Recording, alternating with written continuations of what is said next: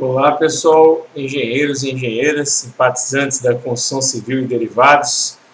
Vamos aqui para mais uma apresentação de fenômenos de transporte, que no nosso quinto período do curso de Engenharia Civil IFMS, campus aqui da UANA.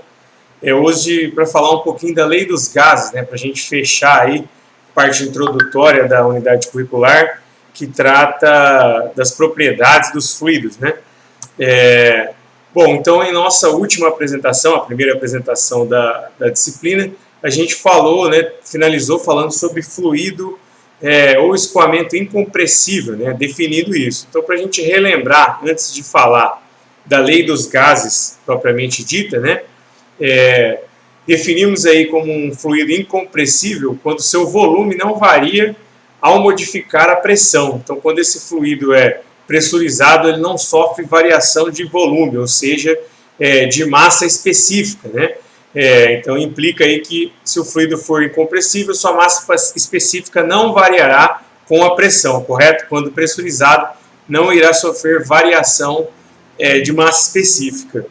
Na prática, não existem fluidos nessas condições, mas como bem vimos, os líquidos têm um comportamento muito próximo a esse e na prática normalmente são considerados como tais aí para desenvolvimento teórico de nossos estudos, E sempre que ao longo de um escoamento a variação da massa específica for desprezível, o estudo do fluido será efetuado pelas leis estabelecidas aí para fluidos incompressíveis, que serão os líquidos, A gente vai estudar ao longo da unidade curricular. Por outro lado, falando agora um pouco dos gases, quando um fluido não puder ser considerado incompressível, ou seja, ele tende a compressibilidade, a ser compressível, e ao mesmo tempo houver efeitos térmicos, haverá necessidade de determinar as variações de massa específica em função da pressão e da temperatura. Esse é o caso de um gás, ele tem ali também ainda efeitos térmicos consideráveis aí a serem estudados, então a gente precisa verificar essa variação da massa específica, sobretudo em função da pressão e da temperatura, ou seja, a mudança de estado desse gás em um determinado sistema muitas vezes, Para finalidades práticas, sempre que necessário, o gás envolvido aí no estudo deve ser suposto como um gás perfeito, obedecendo à equação de estado dos gases, Uma equação que vocês possivelmente estudaram no nosso curso de Engenharia Civil na unidade curricular de Física 2, E também lá em Química, possivelmente devem ter visto essa equação, Pressão sobre massa específica é igual a constante do gás multiplicado pela temperatura, ou massa específica é igual a pressão sobre a constante do gás multiplicada pela temperatura, massa específica é igual a P sobre RT. Essa é a equação aí de estado dos gases, Tranquilo? Então, a partir dela, a gente pode fazer algumas análises aqui do que pode acontecer com esse gás no que diz respeito as suas variações de massa específica e de temperatura. Então, como eu comentei aqui sobre essa equação, antes da gente seguir, pressão igual a P igual a pressão absoluta, R é uma constante que depende do valor do gás, então se for GLP é uma constante, se for gás natural, se for ar é uma constante, enfim, cada um tem a sua, e T igual a temperatura absoluta. Depende aí dessa condição do gás e a sua aplicação, em que temperatura ele vai se dar. Lembrar que a escala absoluta é a escala Kelvin. Então, a temperatura é temperatura em graus Celsius mais 273 para converter em Kelvin, Beleza? Quando vocês forem resolver algum problema, utilizar essa escala de temperatura, Para o ar, por exemplo, R, só exemplificando uma constante, igual a 287 metros quadrados por segundo ao quadrado K, aproximadamente, E aí vocês podem encontrar na literatura esse dado para cada especificidade, para cada gás. numa mudança de estado de gás, que é o que estava comentando que pode acontecer, né?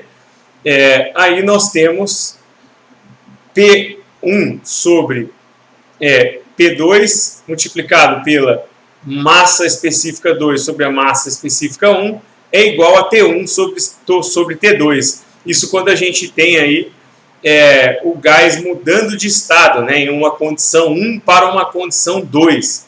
Então aqui no caso a equação já adaptada para uma mudança de estado, quando ele pode ter aí uma variação ou de massa específica, ou de pressão, ou de temperatura, né?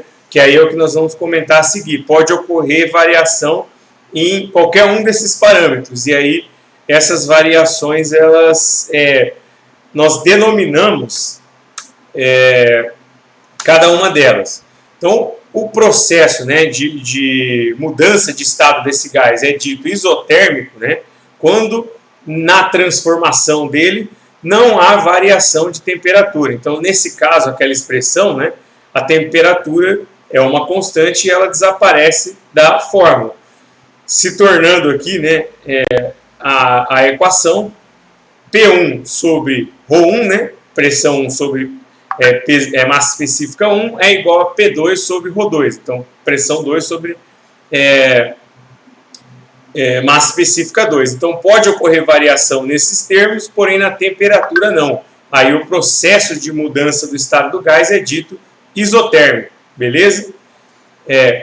Quando no processo não há variação de pressão, então a pressão é uma constante, o processo é dito isobárico. Nesse caso, a equação dada desta forma, né? Vocês podem ver que aí a pressão é que desapareceu aqui porque ela é uma constante. Então ficou a temperatura e a massa específica. Tranquilo? Seguindo aqui, né? O processo é dito isocórico quando não há variação de volume na transformação do estado do gás, né? Ou seja, não há variação na sua massa específica, né? Uma vez que o volume se relaciona com a massa específica. Portanto, aqui, né, na equação desaparece a massa específica, né? Ficou aqui a pressão e a temperatura. P1 sobre T1 é igual a P2 sobre T2, que é igual a uma constante. O processo é dito adiabático, por fim, né, quando na transformação não há troca de calor, aí se falando de transmissão de calor, né, troca de calor. Nesse caso, aí nós temos P1 sobre ρ1 elevado a K é igual a P2 sobre ρ2 elevado a K. No caso aqui, como nós estamos falando de troca de calor, né, aparece esse K, que é uma constante adiabática, cujo valor depende do gás. Então, para não haver a troca de calor, a gente tem essa constante, quando não há troca de calor, a gente tem essa constante aplicada aqui. Como não há troca de calor, vocês podem observar que a temperatura aqui também não aparece, né? Uma vez que, se não há troca, ela será constante, correto? Então, aqui, K é chamada constante adiabática, cujo valor depende do gás. No caso do ar, K é igual a 1,4. Então, cada gás vai ter uma constante K, né? Que influencia aqui, ó, na massa específica do fluido, né? Influencia aqui nessa parcela da massa específica, correto? Isso uma vez que os gases eles podem trocar calor, né? Com o ambiente, enfim, esse é um processo que a gente pode aprofundar em nossos estudos, beleza?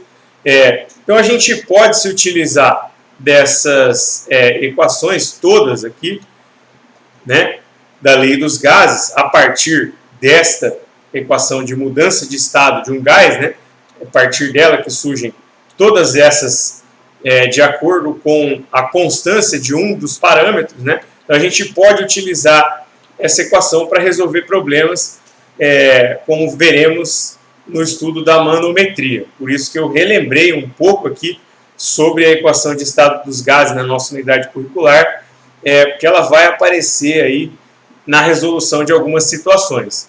Tranquilo, pessoal? Fico à disposição de vocês, né? Era isso que eu tinha para apresentar para vocês sobre a lei dos gases.